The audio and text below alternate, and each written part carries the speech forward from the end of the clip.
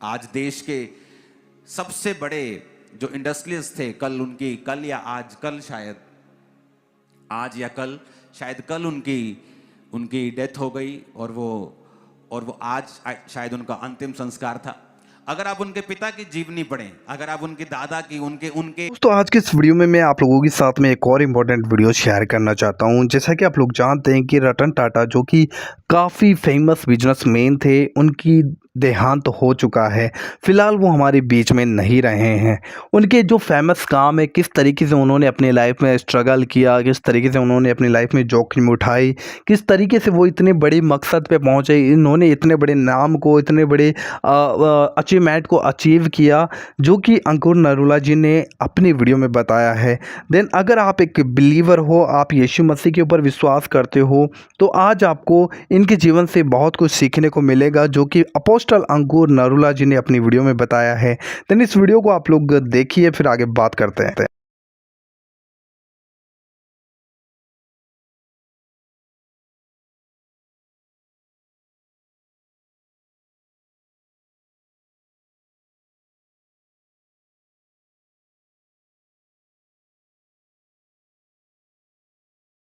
मैंने देखा है पास्टर कई बहुत इजी लाइफ जीते हैं, बिल्कुल भी रिस्क नहीं लेना चाहते, लेकिन मैं जानता हूं कि सेवकाई को खड़ा करने में किस किस तरह के रिस्क आए हैं, किस किस तरह की चीजें आई हैं जो गवाही देने योग्य नहीं हैं, जिनकी गवाही नहीं दी जा सकती। लेकिन वो सारे रिस्क शामिल होते हैं फर्स्ट जनरेशन क्रिश्चियन बंदे की लाइफ में।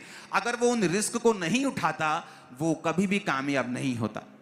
आज देश के सबसे बड़े जो इंडस्ट्रियलिस्ट थे, कल या आज, कल शायद आज या कल शायद कल उनकी डेथ हो गई और वो आज शायद उनका अंतिम संस्कार था।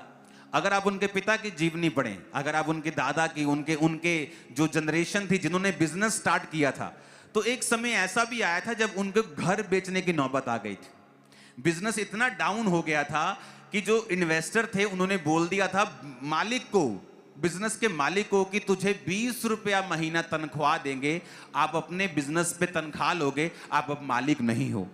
लेकिन जिसने इतना बड़ा बिजनेस खड़ा किया, आज हमें बड़ा बिजनेस नजर आता है। आज चर्च में अगर आप निगाह मार लोगे ना, तो हजारों चीजें टाटा की लगी मिलेंगी। लोहे से लेके, कई बार आपको शेड से लेके, आपको हर चीज आपको टाटा की मिलती है। क्यों? एक बंदे ने रिस्क लिया, अपने परिवार से उठा, अपने परिवार को छोड़ के वो मुंबई आ गया। परिवार वाले जाने नहीं दे रहे थे, लेकिन कहता कुछ बड़ा करना है। जब मुंबई आया तो काम शुरू किया, नौबत आ गई, घर बेचना पड़ गया। अपना घर लास्ट बेचा तो उस बिजनेस को सहारा मिला और वो चला। एक शारीरिक बंदा ये जानता है कि रिस्क लेना होगा, पर एक आत्मिक बंदा इतना मूर्ख है कि वो जो परमेश्वर दिखा रहा है, उनको तो ये भी मालूम नहीं है कि मैं घर बेच दूंगा, बिजनेस चलेगा कि नहीं चलेगा। वो तो रिस्क ले रहे हैं, पर हमको 100% ये मालूम है कि अगर हम रिस्क लेंगे, अगर हम आत्मिक रिस्क लेंगे, ये बिजनेस कभी फेल नहीं होगा, आत्मा में हम कभी फेल नहीं होंगे, कभी परमेश्वर हमको छोड़ेगा नहीं, कभी त्यागेगा नहीं।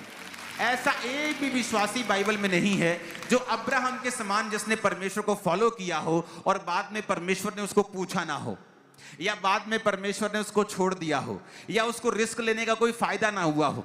मैंने रिस्क लिया है, पैसों का भी लिया, जान का भी लिया, रिश्तेदारों का लिया, दोस्तों का लिया, हर चीज का रिस्क लिया।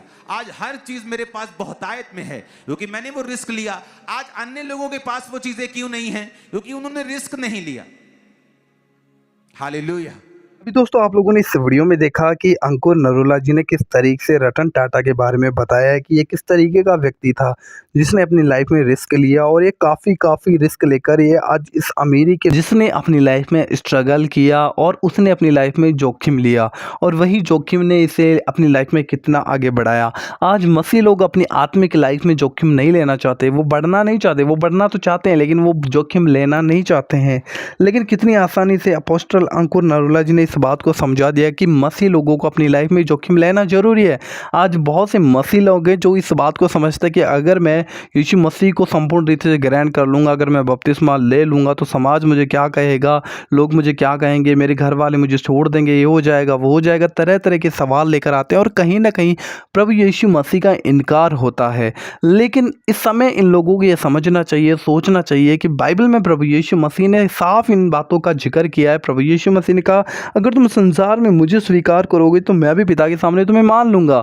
लेकिन आज इस वचन को संपूर्ण रीति से आज मसीह लोग स्वीकार करना नहीं चाहते, समझना नहीं चाहते, वो विश्वास नहीं करना चाहते। उन्हें डर है, समाज क्या कहेगा, लोग क्या कहेंगे, हमारे विरोध में बातें होंगी, हमें सताव होगा, दुख होगा। लेकिन अफसोस है, हम सच्चाई को जानकर भी इन चीज़ों को छोड़ नहीं पा रहे हैं। प्रभु यीशु मसीह को अपना जीवन नहीं दे पा रहे हैं। तो हमें कितना ऐसे लोगों के साथ में इनके जीवन से सीखना चाहिए कि ये लोग अपनी लाइफ में जो परमेश्वर को भी नहीं जानते, ये रिस्क लेते हैं। तो हमें अपनी स्पिरिचुअल लाइफ के अंदर कितना रिस्क लेना ज़रूरी है। जब हम परमेश्वर के लिए रिस्क ले रहे हैं तो सोच कर देख लो, वो जीवित परमेश्वर है, वो आपको कभी छोड़ेगा नहीं, वो आपको कभी भी शर्मिंदा नहीं होने देगा। आज अगर आप यीशु मसीह को जानते हो और उसके लिए आप अपनी लाइफ के अंदर रिस्क नहीं ले रहे हो, तो ये आपके लिए अफसोस की बात है। आपको प्रभु यीशु मसीह के लिए अपने आत्मिक जीवन में रिस्क लेना चाहिए। आपको संपूर्ण रीति से प्रभु यीशु मसीह को अपना जीवन देना चाहिए। आप कुछ भी कर रहे हो, यीशु मसीह के लिए आप करो, तो परमेश्वर पलटा देने वाला परमेश्वर है। वो सच में वो आपको बदला देगा, वो उसका प्रतिफल आपको देगा, वो उसका रिवार्ड आपको देगा। आप क्या कर रहे हो मसीह में आने के बाद में, परमेश्वर सब कुछ देख रहा है।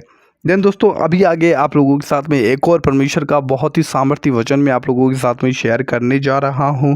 तो प्लीज़ आप लोग इस वीडियो को भी आगे ज़रूर देखिएगा और रिक्वेस्ट है कि आप लोग इस वीडियो को ज़्यादा से ज़्यादा शेयर कीजिए, ताकि ये वीडियो और भी लोगों तक पहुंच सके, लोग जान सके कि हमारा जीवन मसीह में कैसा होना चाहिए, आखिर कैसा है, ताकि वो अपने आप को परख सके। आइए इस वीडियो को हम लोग देखते हैं। हम बोलते हैं कि अगर 1000 में से कोई एक बचना होगा, वो एक कौन होगा?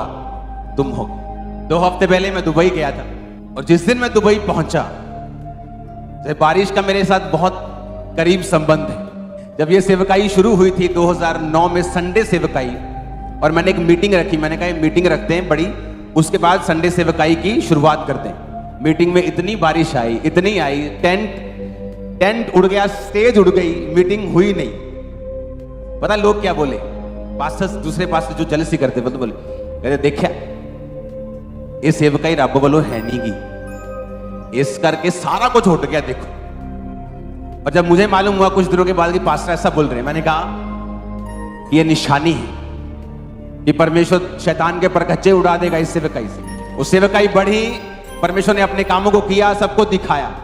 मैं न्यूजीलैंड में क्रूसेड करके आया, वापस आने बदल लगे, वहां फ्लड आ गया, बाढ़ आ गई। जब मैं कैलिफोर्निया में था, अमेरिका में, तो मैंने कहा जब जिस दिन यहाँ ब्रांच खुलेगी, वहां सूखा पड़ चुका था कितने सालों से, मैंने कहा यहाँ इतनी बारिश आएगी तुम हैरान हो जाओगे। वहां फ्लड आए कैलिफोर्निया में। मैं अभी दुबई में लैंड किया, मैंने अभी लैंड ही किया, मैं अभी गाड़ी में बैठा हूं, वो वीडियो दिखाओ 1 नंबर। जब मैं गाड़ी में बैठा हूं वहां ये बारिश देखो, स्क्रीन की ओर देखो, ये दुबई, ये देखो।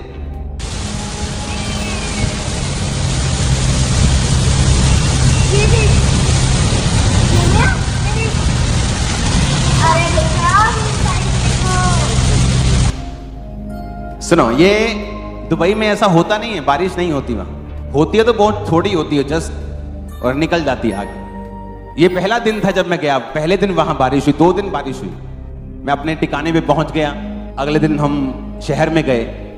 उसकी एक पिक्चर है मेरे पास, उसका प्रूफ। ये दुबई फ्रेम है पीछे, और ये मैं हूं, वाइफ है, दुबई फ्रेम पीछे। तो ये वो एरिया जहां सबसे ज्यादा बारिश हुई।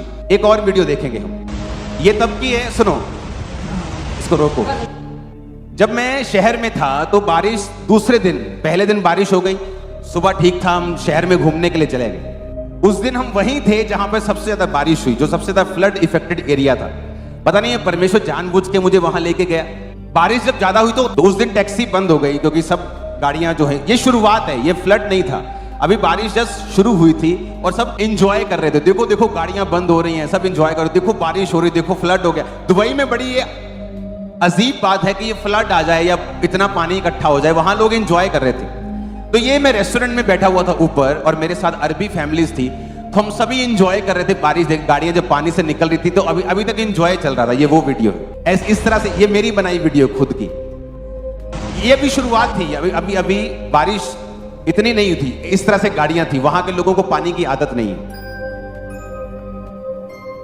ये बुर्ज खलीफा, सुनो मेरी बात, हुआ क्या, अब शाम पड़ गई, एक्स्ट्रा बारिश हो गई, लोगों की गाड़ियां डूब गई, हाहाकार मच गया सब तरफ। अब हमें घर वापस जाना है और कोई टैक्सी, मैंने एक बस वाले को 25,000 भी ऑफर किया कि 25,000 रुपए ले ले, जस्ट 20-30 किलोमीटर मेरा घर है, मुझे छोड़ के। कोई छोड़ने के लिए तैयार नहीं था। हमने फैसला किया ठीक है हम यहाँ होटल लेते हैं, रात को होटल में बिताते हैं, तो होटल बुक के बाद बुक हो रहे थे। इमेजिन करो, कोई टैक्सी, सब गाड़ियां बंद हो रही थी, बिल्कुल क्लोज थी, बड़ा इतना पानी था, गाड़ी जो जाती थी पानी में बंद होती थी, बड़ी गाड़ियां भी बंद, ट्रक भी बंद, बसें भी बंद। तो मैं एक होटल बुक करने के लिए जा रहा हूं, मैं अकेला था वहां पे, फैमिली मेरी पीछे रेस्टोरेंट में वेट कर रही थी। एक बिल्कुल बारीक टैक्सी, लंबी टैक्सी जो बिल्कुल पानी में नहीं जा सकती, मैंने उसको कहा, मैंने तूने मुझे आज घर लेके जाना है छोड़ने के। कहता ठीक है जी।